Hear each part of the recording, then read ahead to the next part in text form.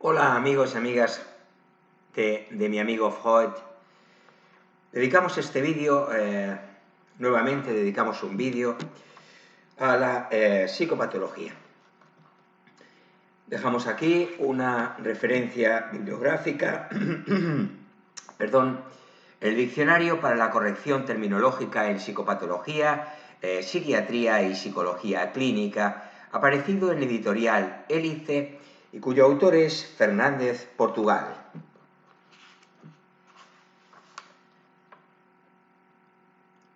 También os animamos a haceros con la guía de uso del DSM-4 en su texto revisado, aparecido en Mason, en Barcelona, y cuyos autores son First, Francis y Pincus.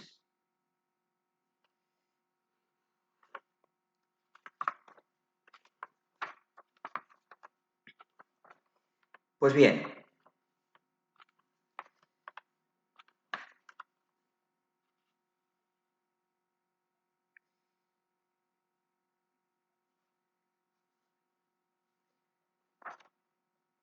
pasamos ya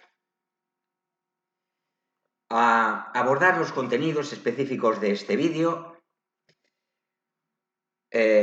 Los últimos contenidos que habíamos expuesto en el vídeo anterior eran el enfoque transdiagnóstico dentro de los modelos o del concepto de modelos integradores.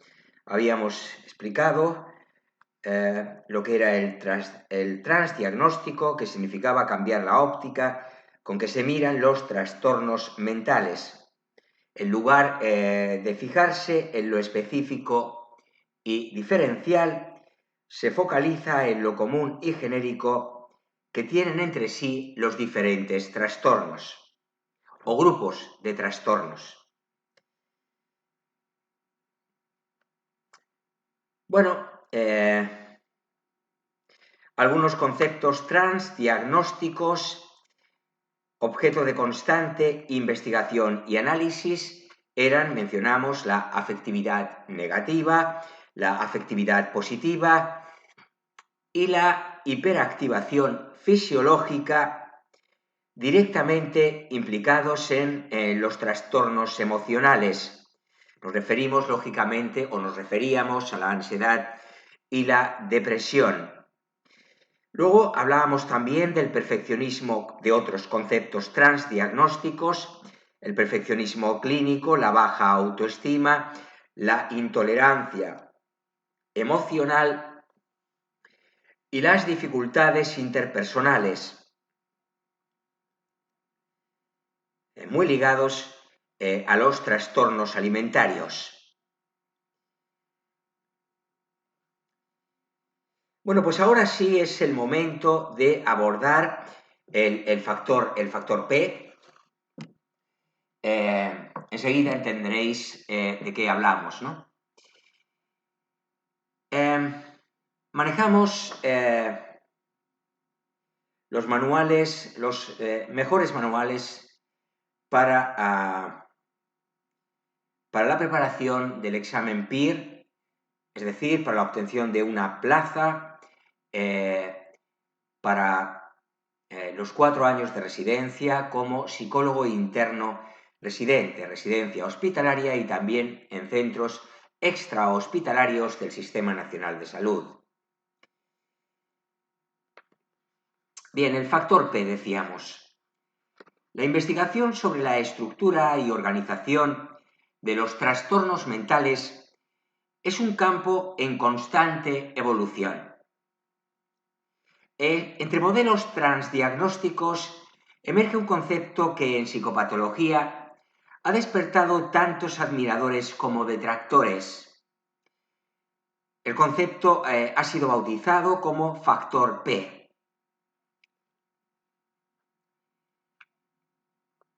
Frente a la visión de la existencia de muchos trastornos mentales como entidades independientes y separadas, Los modelos transdiagnósticos señalan el peso de las variables comunes entre ambos.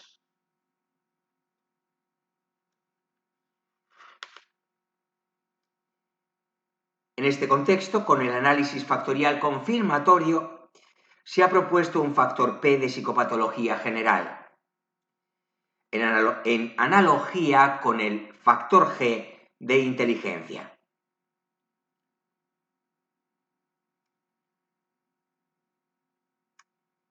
Este factor P de primer nivel, a su vez, se desgrana en tres factores de segundo orden. En primer lugar, un factor internalizante, ansiedad, depresión. En segundo lugar, un factor externalizante, agresividad, psicopatía, hiperactividad. En tercer lugar, trastornos del pensamiento, obsesivos, maníacos, esquizofrénicos. El factor P unifica trastornos, como decimos, y posee como el factor G una relevante base biológica. Las personas con puntuaciones elevadas presentan mayores problemas vitales a lo largo de su vida y peor ajuste en etapas tempranas del desarrollo. En su planteamiento y formulación podemos decir que no es un concepto que surja de la nada. La dimensión internalización-externalización en el estudio de algunas problemáticas en el periodo infantil se ha mostrado muy útil. ¿Por qué no extender esta dimensión por encima de los 18 años? Cabe preguntarse. Es muy probable que desde estos planteamientos las elevadas tasas de comorbilidad se puedan explicar de forma más precisa. En este sentido, las personas que puntúan elevado en la dimensión internalizante tendrían mayor riesgo de desarrollar trastornos del espectro ansioso y depresivo. El factor externalizante se asociaría a problemas de hiperactividad, agresividad y psicopatía. Y por último, los desórdenes del pensamiento se asociarían más claramente a problemas obsesivos, maníacos y psicóticos. Podemos exponer aquí un gráfico, lo vamos a exponer verbalmente. Por cierto, algunos comentarios, algunos vídeos subidos, hacen referencia a si faltan gráficos, si faltan tarjetas, si faltan infografías. Bien, vamos a ver. Podéis parar el vídeo, pausarlo y volverlo a escuchar tantas veces como queráis. Podéis hacer anotaciones al tiempo que lo visionáis o que lo escucháis. Quiero decir con esto, este es un canal sobre todo que intenta ejercitar, potenciar las capacidades atencionales. Es muy importante, si bien es verdad que el apoyo visual y gráfico es muy interesante, en este canal, y teniendo en cuenta que se trata por mi parte de una actividad vocacional, de una actividad que se ofrece, a cambio de nada, pues no dispongo del tiempo para generar material gráfico o, materiales de esta naturaleza. En cualquier caso, con esto concluyo el paréntesis que he abierto. Desarrollar la capacidad de atención al discurso oral es algo muy importante. Desarrolla una faceta de las capacidades atencionales muy relevante y que la mayor parte de las personas no tienen suficientemente trabajada. Por lo tanto, defiendo la filosofía que subyace detrás de vídeos que son exposiciones fundamentalmente o virtualmente en su totalidad orales. Dicho esto, pasamos, como decimos, a exponer, vamos a decir, un esquema sobre el factor P. Hemos dicho que existe un factor externalizante que sería uno de los 3 factores de segundo orden en los que podríamos desgranar el factor P de primer nivel. Y dentro de este factor externalizante, las manifestaciones de exteriorización, tenemos el alcohol, el cannabis, las drogas, el tabaco y los desórdenes de conducta. Es decir, se puede manifestar el factor P de psicopatología general, ya decimos, análogo con el factor G de inteligencia. Se puede manifestar en problemas con el alcohol, en el consumo de drogas como el cannabis, otras drogas, el tabaco, como sabemos, droga legal, pero droga al fin y al cabo, junto con el alcohol y los desórdenes de conducta. Pero también, a continuación, si hacemos referencia al factor internalizante, a la interiorización, a la manifestación interiorizada, nos tendremos que referir a la depresión, a la ansiedad y a las fobias. Por último, dentro de los desórdenes del pensamiento encontramos los TOC, la manía y la esquizofrenia. No olvidemos que las manifestaciones que se exteriorizan, las manifestaciones que suponen una interiorización manifestaciones de interiorización del factor P y los desórdenes del pensamiento mantienen relaciones recíprocas y de retroalimentación recíproca entre ellos, es decir, entre los factores de segundo orden, factor internalizante, externalizante y trastornos del pensamiento. Bien, lo que para muchos autores surge como una propuesta muy interesante en la investigación, en otros contextos es considerado un concepto dudoso y de muy poca utilidad. Marino Pérez, recientemente en el año 2017, lo denomina, casi resulta jocoso, pasteurización estadística. Literalmente afirma, decimos literalmente la cita textual, el factor P viene a ser una reducción de la nueva cocina estadística de la que se evaporan las cualidades de los fenómenos clínicos. Una reducción al absurdo inducida por el método. Una pasteurización estadística, como avanzábamos, como si la variedad de quesos de Asturias se redujera al factor Q de queso general del Principado de Asturias. Obviamente, Marino Pérez es un ilustre asturiano.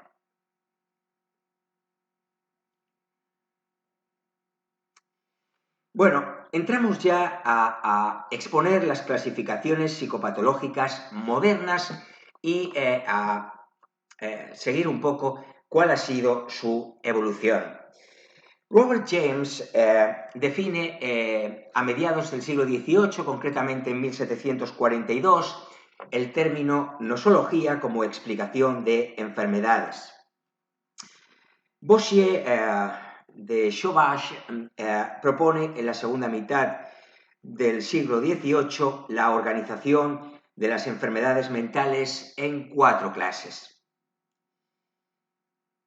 Posteriormente, Pinel, referente en la evolución de los estudios de psicopatología y de psiquiatría, publica su clasificación de las enfermedades mentales. Se atribuye a Sydenham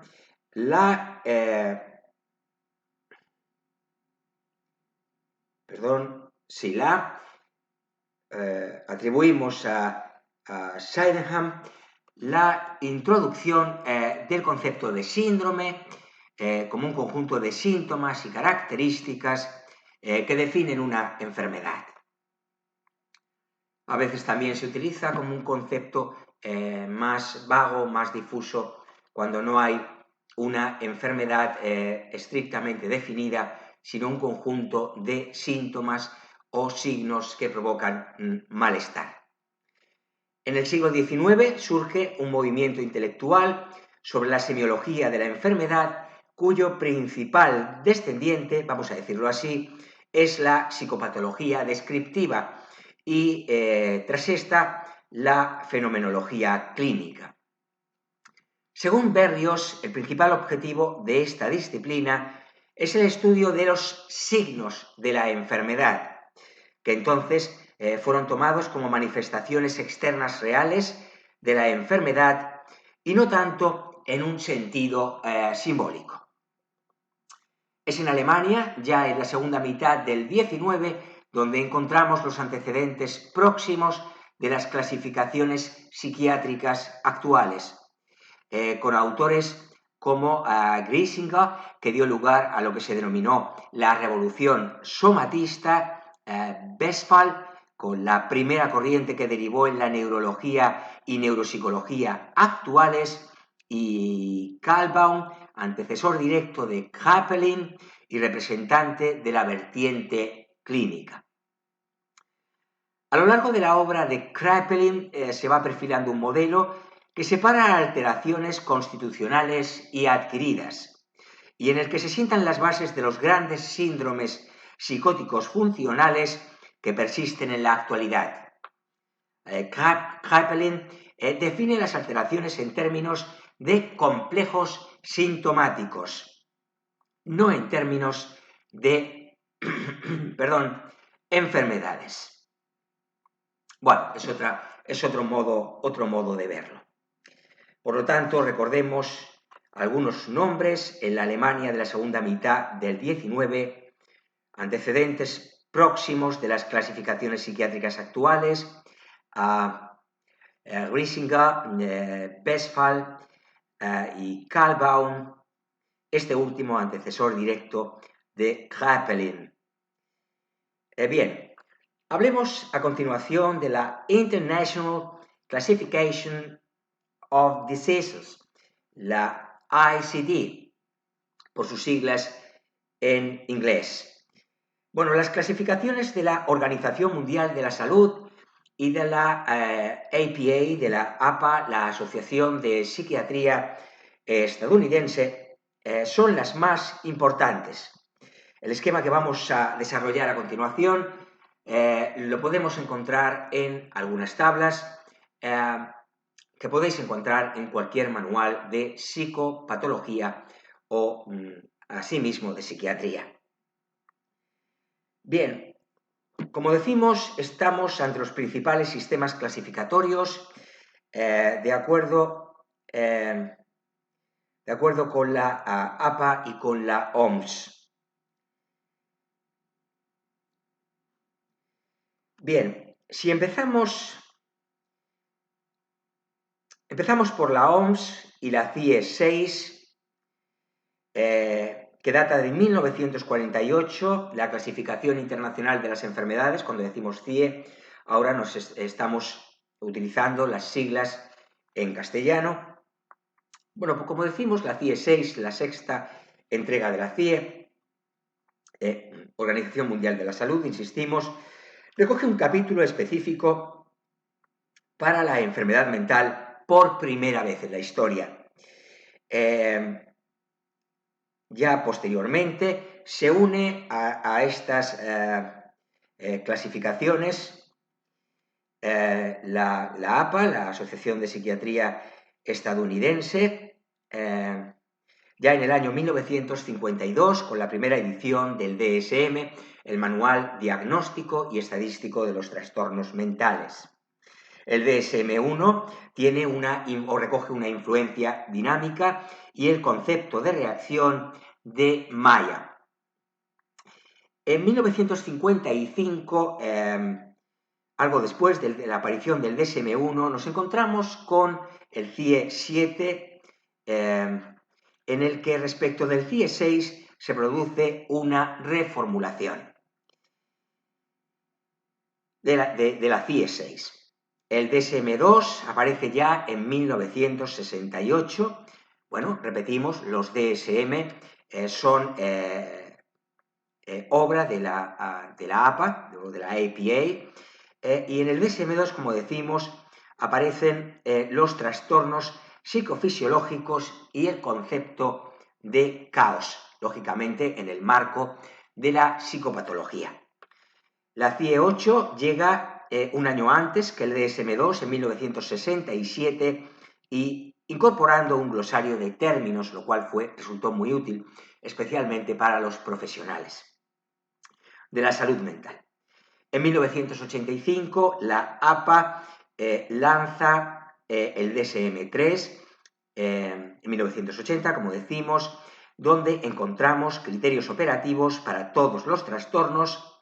Se trata de un DSM ateórico y descriptivo que recoge un sistema multiaxial y en el que aparecen o informan los principios de parsimonia y jerarquía.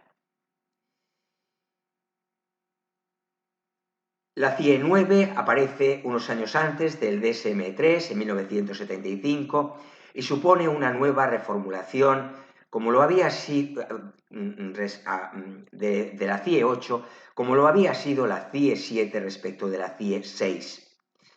Bueno, seguimos con el DSM-3, que aparece en 1987, donde encontramos una mejora de los ejes 4 y 5. Recordemos que el DSM-3 había introducido un sistema multiaxial. La OMS lanza la CIE 10 en 1993 con un abandono de la diferenciación entre psicosis y neurosis como principio organizador que había informado la organización de las anteriores clasificaciones internacionales de las enfermedades, de la propia OMS. El DSM-4 aparece en 1994, un año después de la CIE 10, y en él se da prioridad a la investigación. Se produce una reformulación y cambio de criterios. Aparece un texto revisado del DSM-4 ya en el año 2000, en el umbral del siglo XXI, en el que encontramos una revisión y actualización del DSM-4 de 1994, así como la corrección de algunos errores. El DSM-5, ya el vigente en la actualidad, se publica en 2013, desaparece en él la evaluación multiaxial y encontramos un modelo mixto categorial dimensional.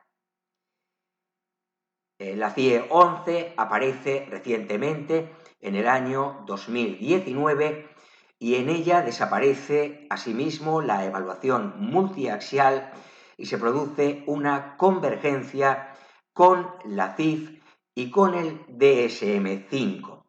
De lo que es la CIF hablaremos brevemente enseguida.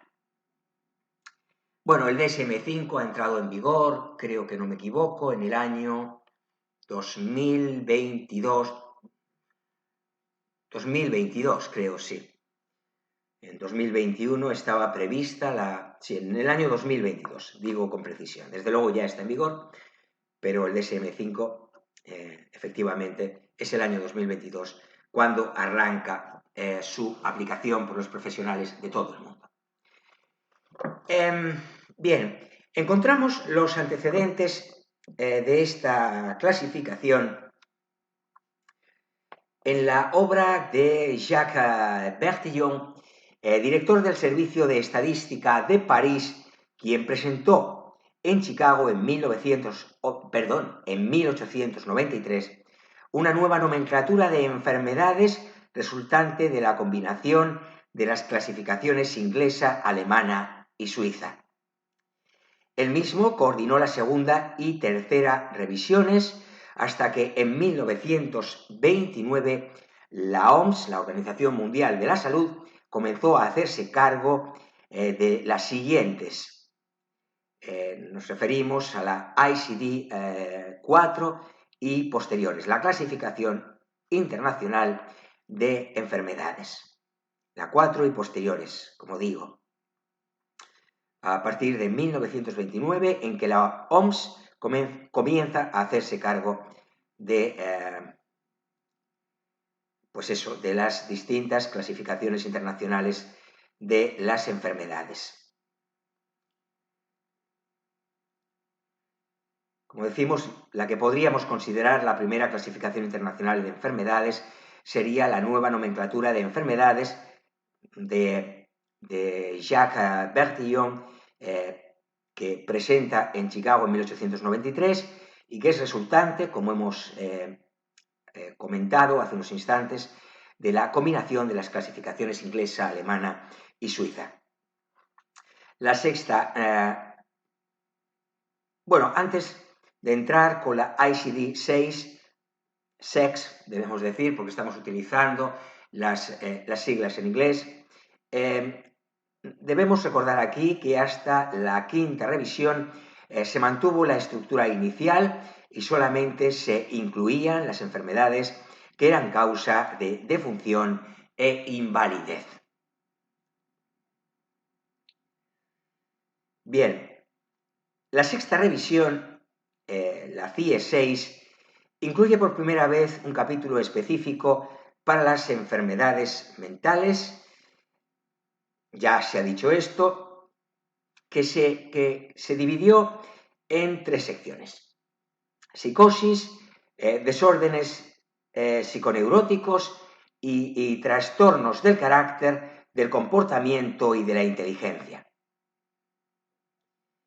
No incluía, sin embargo, trastornos como la demencia, los trastornos de adaptación y gran parte de los trastornos de la personalidad. La séptima revisión introdujo escasas variaciones, con lo cual no se alcanzó cierto consenso internacional sobre estas versiones hasta la publicación de la ICD-8 en 1967. Esta revisión, la CIE 8, incorporaba por primera vez un glosario definiendo las principales categorías clínicas con el fin de desarrollar un lenguaje común y mejorar la fiabilidad de los diagnósticos, una cuestión sumamente importante. La ICD-8 organizaba las alteraciones mentales en 3 grupos.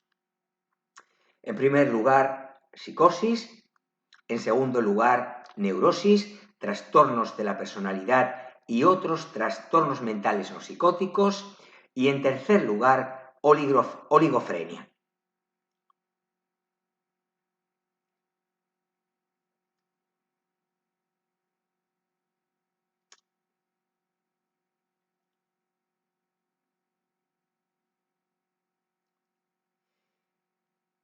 Entre la ICD-9 y la ICD-10, la 9 y la 10, apenas existen diferencias en cuanto al capítulo que recoge los trastornos mentales, constituyendo el capítulo 10 de la CIE 10 una extensión y subdivisión de la anterior, lo cual no es poca cosa.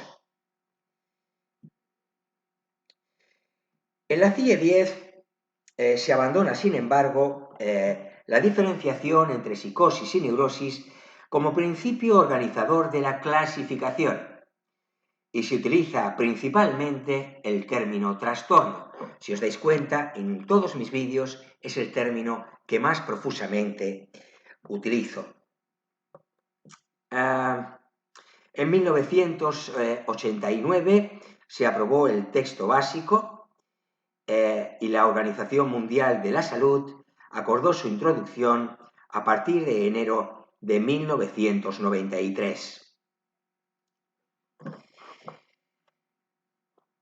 Diagnostic and Statistical Manual of Mental Disorders, el DSM, el Manual Diagnóstico y Estadístico de los Trastornos Mentales.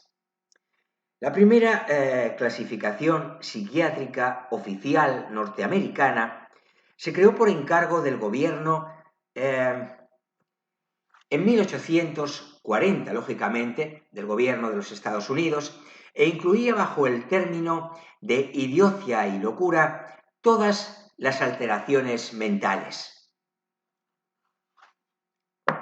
Bueno, eran términos en aquel entonces técnicos, ahora ya habiendo quedado desfasados, se utilizan, como bien sabéis, como insulto o como pretendida ofensa.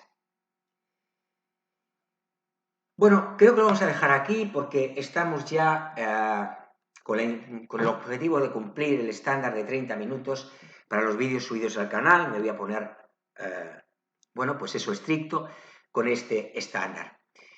Bueno, espero que el vídeo haya sido de vuestro agrado. Gracias por vuestra atención, por estar ahí al otro lado de la pantalla. Si os ha parecido útil o interesante, valioso desde algún punto de vista, el vídeo que en este momento concluimos, pues os ruego le deis me gusta, pretendo con ello recibir un oportuno feedback para mantener o introducir las correcciones oportunas en los contenidos y en la bueno, en el esquema, en la estructura que suelen compartir todos y cada uno de los vídeos que se suben a mi amigo Freud. Ya sabéis, se trata de adaptarme en parte a la audiencia, pero no totalmente, porque no estoy ofreciendo un producto y tengo que diseñarlo para que guste, ¿no? Ofrezco un producto que nace de mi personalidad, tanto como ser humano como profesional, de mi idiosincrasia, y habrá público, como en todos los casos, que guste de esta propia idiosincrasia y otro público pues que no le resulte nada interesante. Bueno, pues los unos que disfruten del producto de mi trabajo a través del canal, y los otros pues que simplemente bueno, pues dediquen su tiempo a otros contenidos que sean más de su agrado, cómo no. Bueno, si los contenidos en general de mi amigo Freud os resultan valiosos, os animo a suscribiros. Bueno, ya me despido sin más, sin tener... No, perdón. Perdón. Me despido sin más. No queda nada que añadir, me parece. Os envío un saludo muy afectuoso. Os deseo verdaderamente que las cosas vayan muy bien. Ya están próximas las Navidades. Espero que las disfrutéis en compañía de vuestros seres queridos.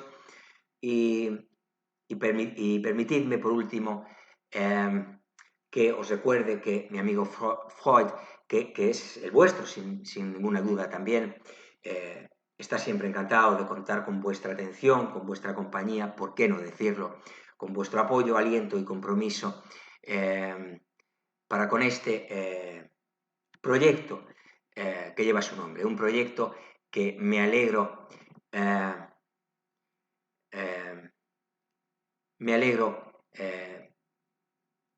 al constatar que es efectivamente más y más ilusionante para una audiencia cada vez mayor. El número de suscriptores crece lentamente, pero crece consistentemente, de manera continua, y por lo tanto el crecimiento es robusto, sano. En principio hay quien pudiera pensar que sería mejor que los suscriptores crecieran por decenas, ¿no? Bueno, no estoy de acuerdo si esos suscriptores no se convierten al mismo tiempo en audiencia real, efectiva, de los contenidos del canal. Así pues, cuando consulto las estadísticas me doy cuenta de que existen muchos suscriptores que concurren de manera asidua a la mayor parte de los vídeos subidos, y eso me alegra muchísimo. Lo dejamos aquí, hasta el próximo vídeo, llegará muy pronto. Nos volvemos a ver entonces. Chao.